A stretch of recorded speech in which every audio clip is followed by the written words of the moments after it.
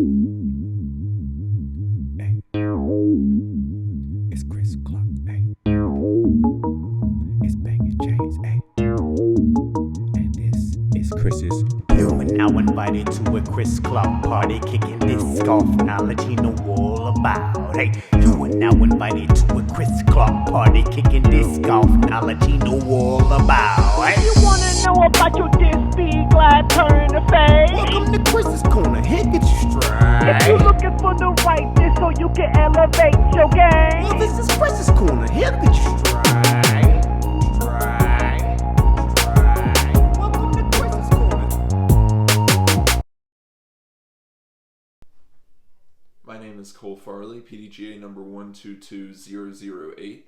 I'm sponsored by Bangin Chainz. I've been playing disc golf since 2019, and this is my In the Bag.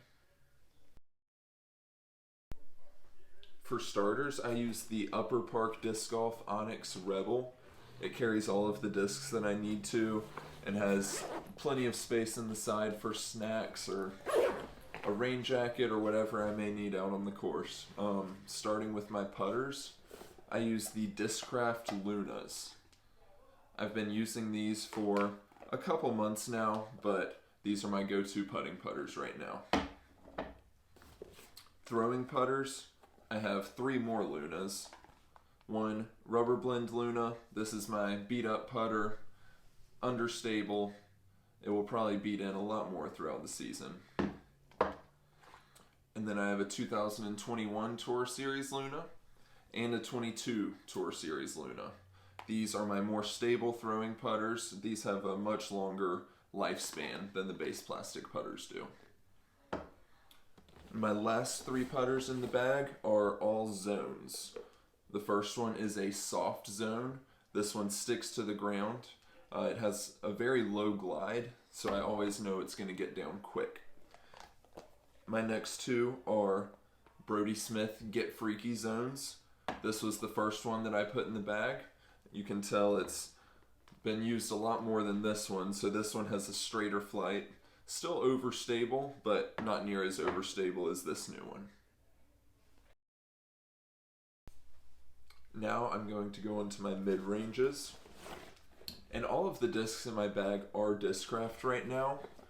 For me, there are just so many choices out there that only having one brand that I choose from, it makes things a lot more simple and leaves less questions for me.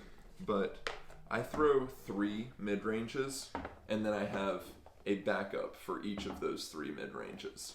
Unlike my putters, I don't throw all 6 of these, but each one, if something were to happen to it, I have another one I can reach for. My understable mid-range is the Paul Macbeth Crazy Tough Wasp. This beats in pretty quick, always has a very good feel on the course. It's grippy. And this one I know will continue to beat up and have a good understable flight for me. Just like that one, another Crazy Tough Wasp, just in case something were to happen to the first one. My stable mid-range is the Haley King Glow Z Buzz. This one I've been throwing for a long time. I have an ace with it, so it's always controllable and straight, and I know what it's going to do. Just behind that, I have a Paul Macbeth ESP Buzz, 5-time world champion. This has a very similar flight, so I know that if something were to happen to that pink one, I would have a replacement ready for it. My overstable mid-range is the ESP Malta. Anytime I'm throwing into a headwind or need a consistent fade but still want to throw a mid-range, this is a great choice. And then my backup for it, just in case. Next we'll go with my Fairway Drivers. I carry 2 molds for my Fairway Drivers. Again, I like to keep it pretty simple so I'm not questioning too much on the T-pad. The first is the Raptor. This is a beat up ESP Raptor that I've been throwing for a while. It's still overstable, but it's very controllable. Doesn't have a dumpy fade at the end. Next in stability is my 2020 Paul Ulibarri Raptor.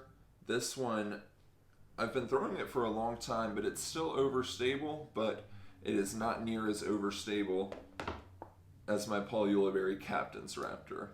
This one I can throw into any wind, always know that it's going to go hard left if I'm throwing backhand, vice versa forehand, but always know exactly what it's going to do.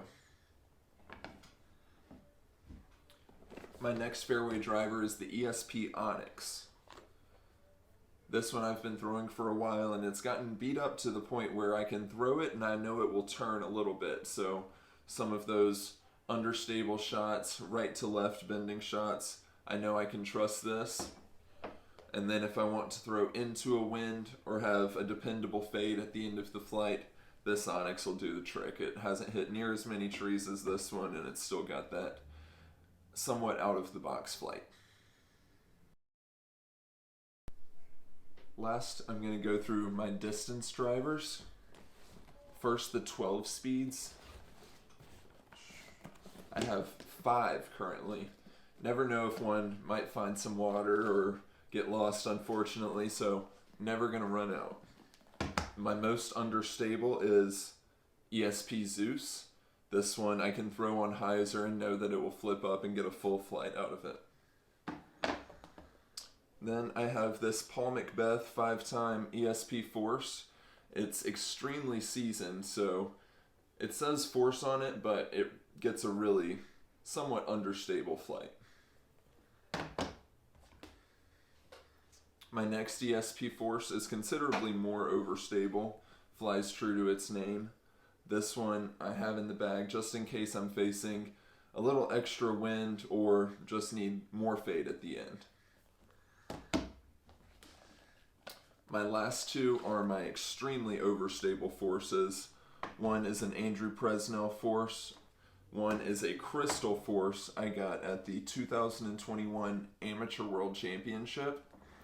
Both of these are just in my bag to handle any headwind or flex shot that I may need to throw. I know both of these are going to finish left no matter what. The last 2 discs in my bag are nukes. Just like those 2 forces, these are somewhat interchangeable. Just in case something were to happen to one, I have another one. This is a Z nuke, and this is a Paige Pierce ESP nuke. These are probably the furthest flying discs in my bag if I'm throwing them on one angle, just throwing on hyzer and allowing the disc to fade at the end.